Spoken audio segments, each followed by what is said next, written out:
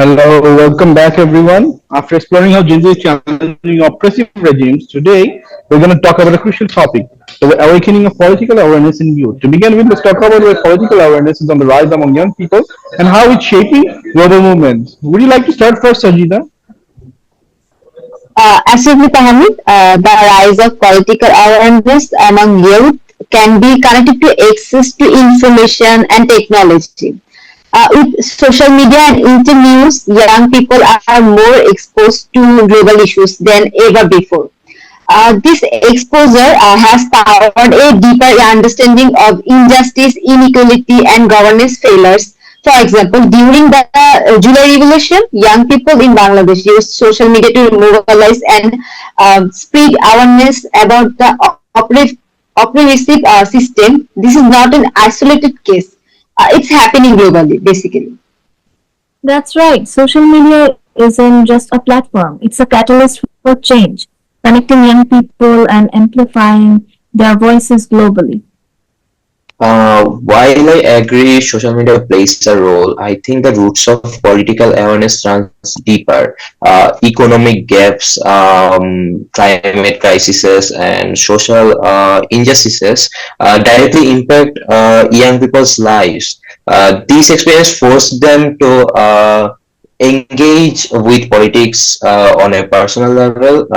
However, I think true political awareness goes beyond just knowing about issues, and it's about understanding how systems work and how to influence them, and that's something many youths are still learning. You're right, Rashad. Isn't the learning process part of waking up? Take the Black Lives Matter movement, for example. It started with protests and rising awareness, but it grew into calls for policy changes and real reform. Similarly, the youth-led climate strikes got people talking about the politics at the highest levels. And these moments show how awareness turns into action when young people realize the power they have. So I think these things are politically changing the policies. What do you think? That's true, Rohin, but there's still a gap between awareness and action. Many of us are passionate but don't know how to channel their energy effectively. That's where education comes in, not just academic knowledge but political education. Schools and communities need to teach young people how governance works, how to organize, and how to advocate for change. Without this foundation, political awareness risks becoming frustration without direction. Well, I agree, Tanha, but education alone isn't enough. Structural barriers often prevent youth from transforming from awareness to influence. Those include age restrictions in politics, lack of mentorship, and limited representation. Even in July Revolution, young activists faced pushback when they were trying to assert themselves in governance.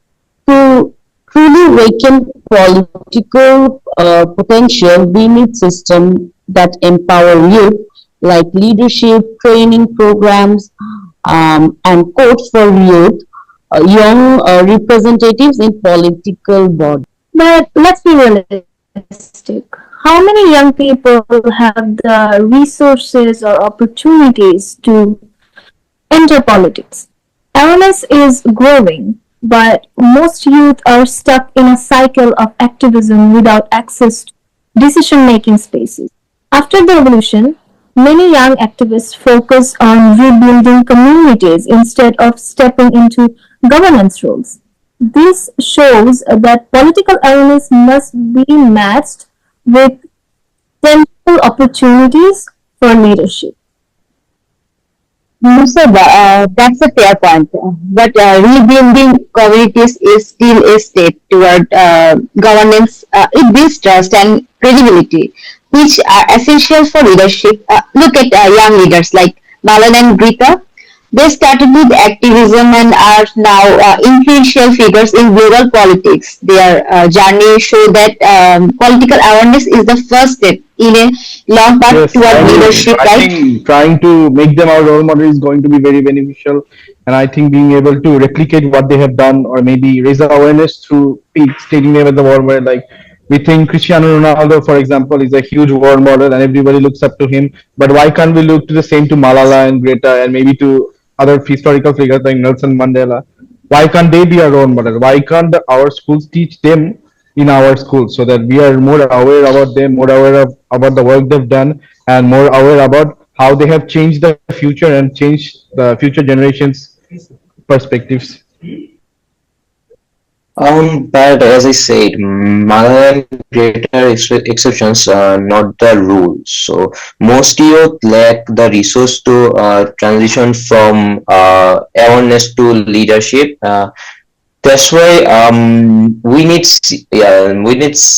systemic changes like mentorship programs or internships in government, which can bridge the gap between awareness and influence, I think, and it will ensure more young people get to rise leadership roles. I agree with Rashid. Unity is so important. Youth movements often struggle for the proper strategies and proper planning. For political awareness to bring real change, young people need to work together, I think. Even they don't always agree, but they need to build a strong networks and working as a team so that they can make changes and they can make their voices louder and the impact bigger. What give Yes, just things? yeah, Yeah, I agree with you.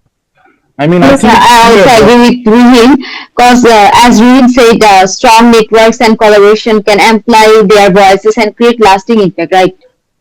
yeah, yeah, Yeah. yeah. I agree with everyone what everyone has said. To wrap up, it's clear that political awareness among youth is growing, but it's only the beginning. I think the future we can look forward to is a future where every student that is studying in university school right now is aware of the politics around it, aware of the leaders of the world leaders, so that the oppression is happening no more. They're able to protest. They're able to react to the certain situations accordingly. And I think that's the future we need to look forward to. That's the future we hope for, and that's the future we should be able to achieve. So further, I think it's in our best interest for everyone to work together. Boy, girl, elderly, middle-aged, everyone of all ages, of all genders, and all castes get access to this kind of education. And I think only through this way are we going to able to change our future for the better and make sure that nobody or make sure that things like the Hasina regime, things like the Hitler Yeah. regime doesn't happen again. Yeah, exactly, Ramit, exactly. Yeah. Well, thank you for your time, everyone. It's time to wrap up this episode. But obviously, thanks for watching and look forward to our next one. Greetings.